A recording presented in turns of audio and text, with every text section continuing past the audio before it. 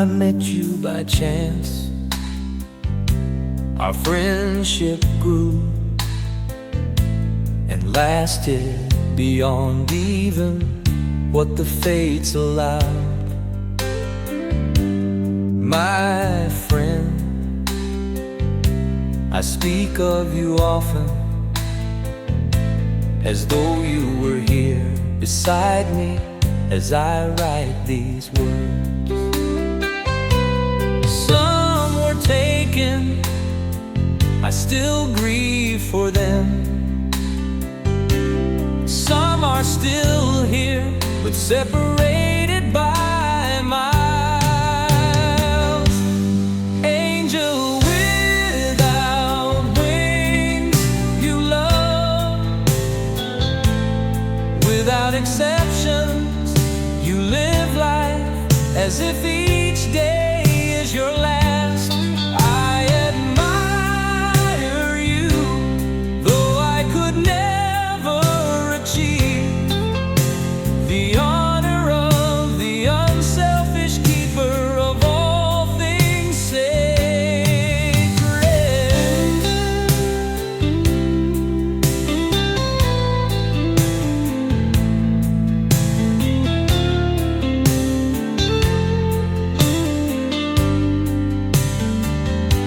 Love but not lost, I carry you in my heart. For death nor distance can ever take you away. Not completely, my angel without wings.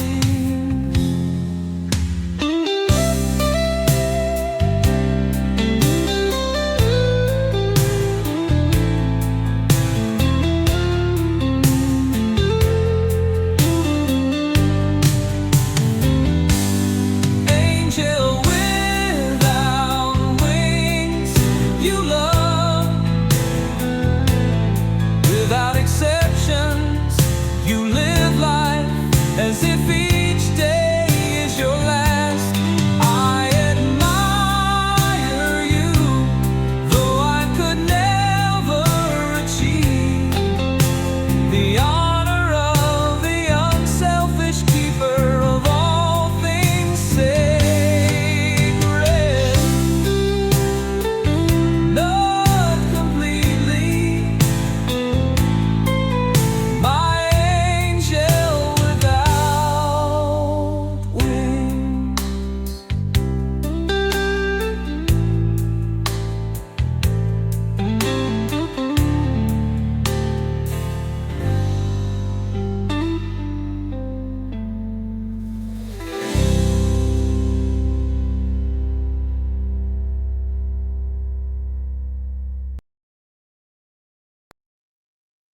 Howdy, gang. Allow me to, I'm here, in my pajamas, sans makeup. So I hope that you guys and gals will allow me to get a little bit serious. I'm not serious on here too often. But I had an idea for a series of not streams but videos because I don't think, I'm going to try to keep my emotions in check, but I do not think that I can do these things live in front of an audience. But you're not going to see me do things like this very often. But I got caught in an emotional moment. I'm going to explain that here in just a little bit. This one may be a little haphazard, it may be a little clunky. Hopefully, I'll get better at these as I do them. Like I said, they're not going to be you're not going to see them too often on my channel. And not because I don't want to give a tribute to these people that I'm going to be talking about in these series of videos. That's the whole purpose of this, is to honor these people that have touched my life in some way. They've touched my life. Some of them are no longer with me, except right here. Um, and some of them are still here. They're still very much here and still, very, a very important part of my life. Some are friends, some are family members, you know. My own husband's going to pop up here, and hopefully he won't be embarrassed. As I hope some of my friends that show up on here are not embarrassed um, to have this tribute for them. But I also got to thinking about, Angels Without Wings, which is the intro song that was playing. Um, and this is going to be literally a tribute to all the incredible people I've met and loved over the years. Like I said, those that have touched me in some way. And someone doesn't have to be a lover to touch you down deep inside your soul. A friend can do that.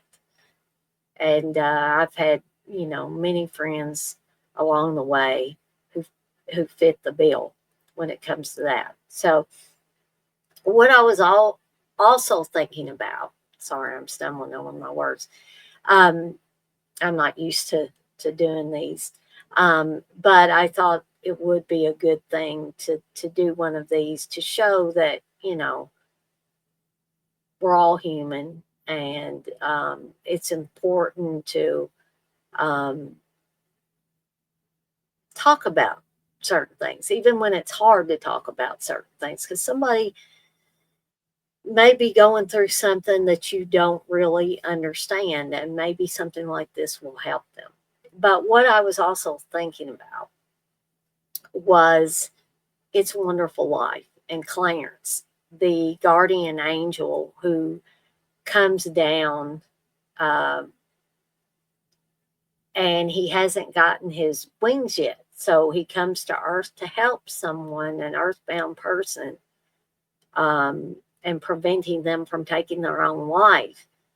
But Clarence does not have his wings. He will get his wings um, when he completes his task of being a guardian angel to someone on Earth. So, and that is why, there are many reasons why, but that is one huge reason why It's a Wonderful Life is one of the greatest movies ever made. And I'm still kicking myself because um, I was so late to the game in discovering the wonderful film. So these series of videos are going to be for all of my Clarences that I have met over the years. And the first person I wanted to talk about, and this is because I wasn't looking for this, but there were some messages that had been archived on my Facebook Messenger, and I was just, messing around in there, and I saw a message from my friend Dave Taylor, who is no longer with us. Sadly, we lost Dave, his family, his beloved wife, his many friends. When God took Dave home, Dave was at peace. I know when he left this earth and went on to heaven. And yes, I do believe in heaven. I do believe in God. If you don't believe, that's fine. And you can, feel free to mute me if you don't want to hear me talk about God. But I believe that that's where Dave is now. He's at peace. He's happy. He's not in pain. He's not sick anymore. And, but for his wife, for his other family members, for his many friends, there's still a hole left in us. And I don't think that that hole will ever, get filled until we all are called home. Okay. So I'm not going to get too religious about this, but, uh, that's part of why I'm doing this. Not to beat religion into anybody, but to, share with you all of my experiences. Okay.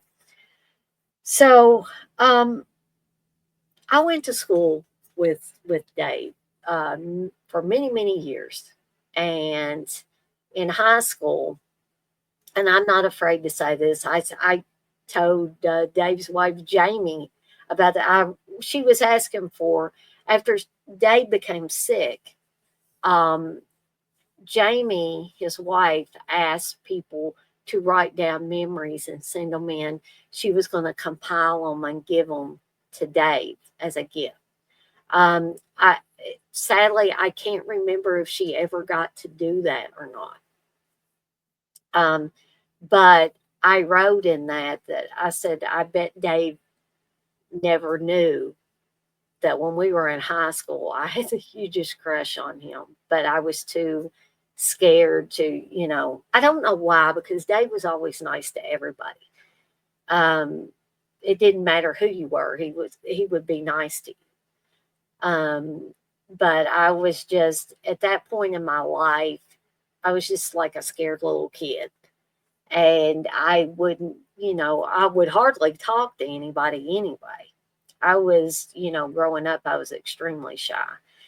But I hope that if Dave saw that, he got a little chuckle from it.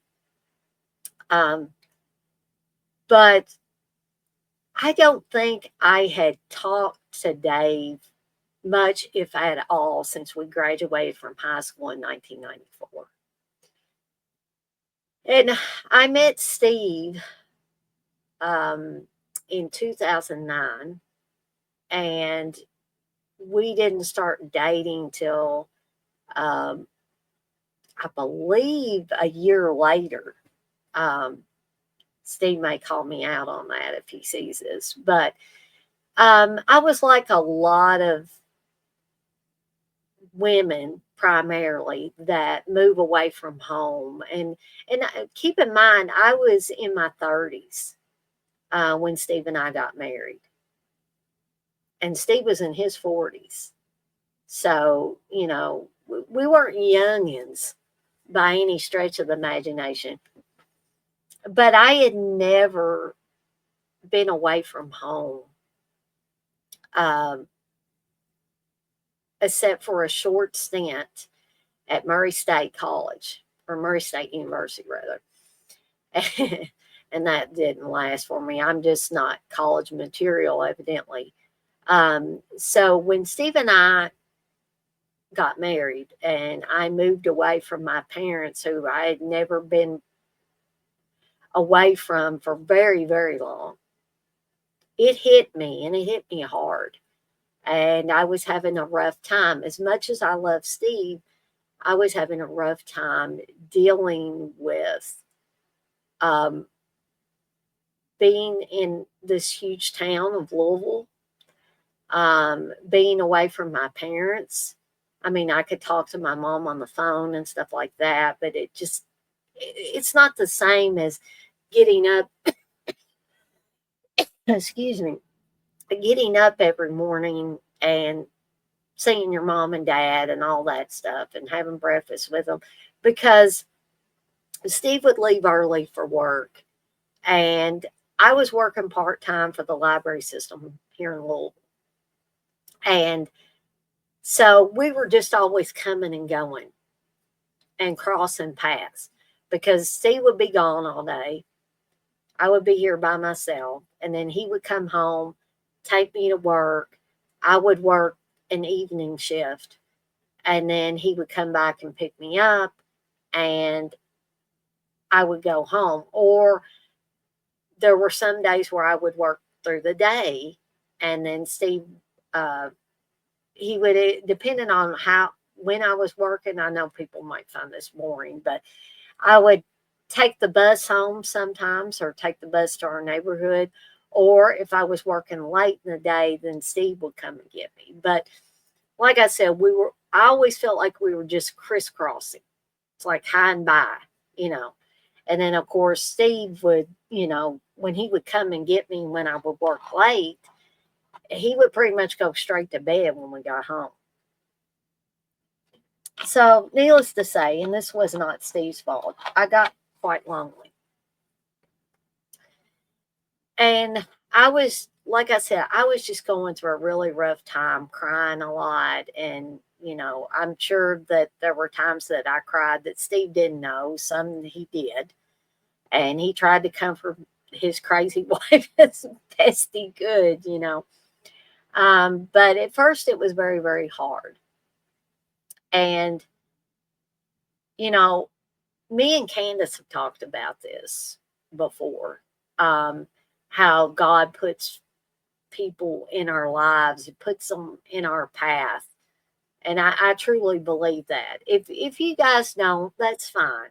But Candace and I have talked about this many, many, many times. And I feel that it's true. And sometimes God puts people in our path when He knows that we really, really need it. And so apparently God must have known how much pain I was in at that time.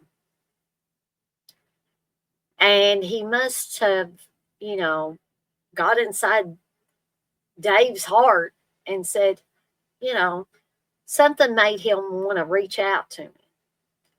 And he just out of the blue, and it was a day that was really, really rough for me. I just get this message through Facebook Messenger from Dave.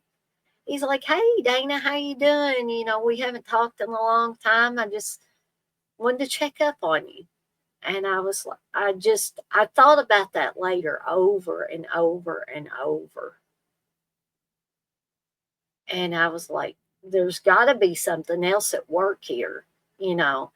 Um, but because Dave was always such a good person, he was always such a friendly person. He was always willing to help somebody out if you would allow him to. And, it's not just me that says this. Everybody that's ever met Dave says this.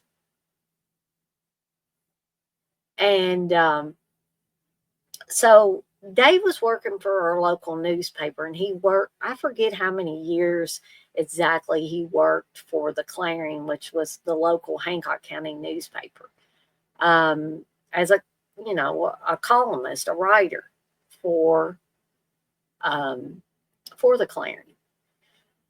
And he wrote like some of the most incredible articles. I did not realize how great of a writer Dave was until I started reading what he was writing for the Clarion. And so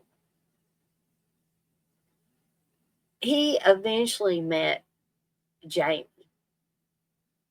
And Jamie, I hope if Jamie ever sees this, she doesn't, take offense at this. I don't think she would.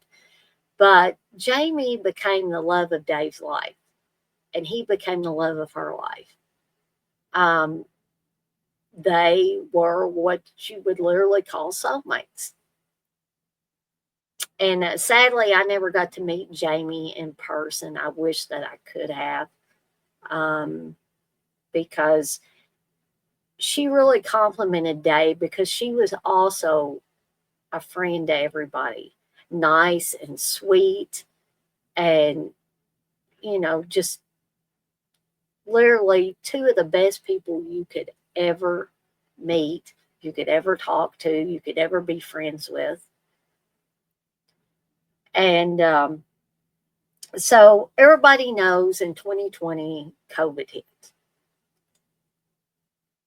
And it's the craziest thing, health wise, I've ever seen in my lifetime, and probably for a lot of other people.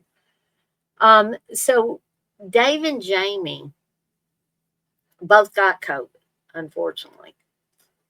And Jamie got over it pretty quick from what I can gather, but Dave did not. He continued to have lingering symptoms, one of which was very odd, hiccups. And, they said, that he was a long hauler. He had long haul COVID. It was just going to take him a while to get over it. But he had other concerning symptoms that led him to having, some tests and stuff run, more extensive tests. He lost a lot of weight without trying, and there were other symptoms as well.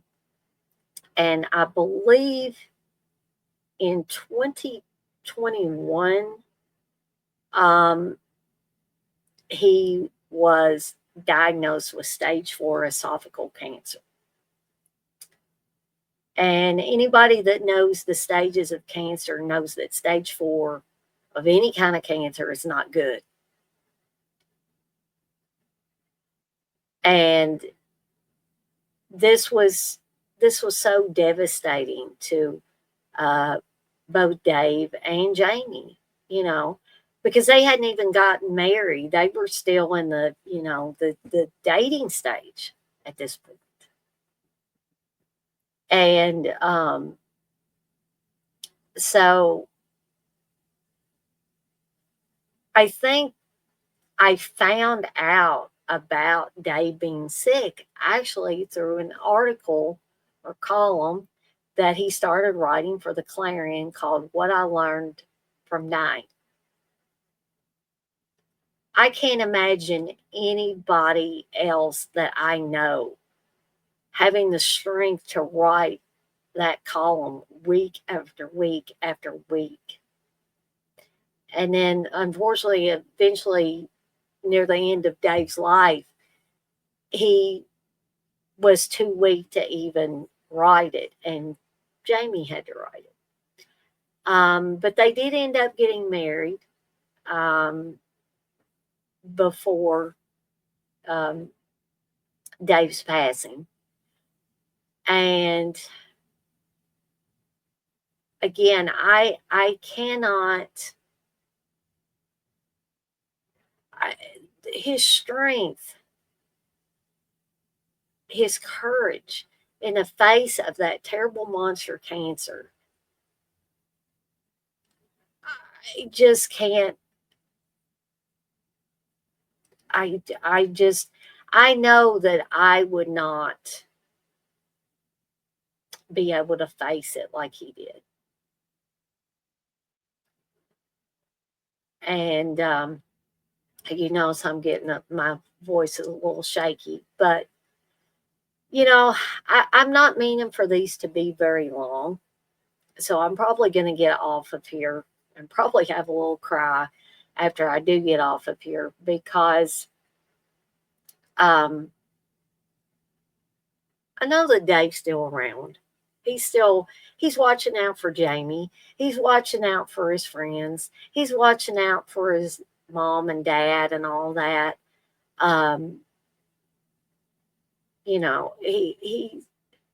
Dave loved everybody. He did. And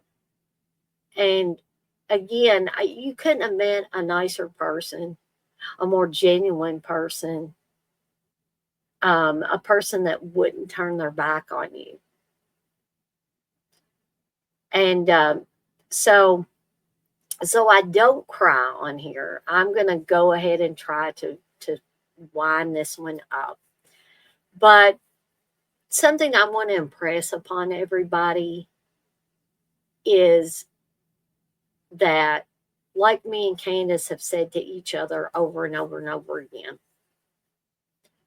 no one is promised a tomorrow.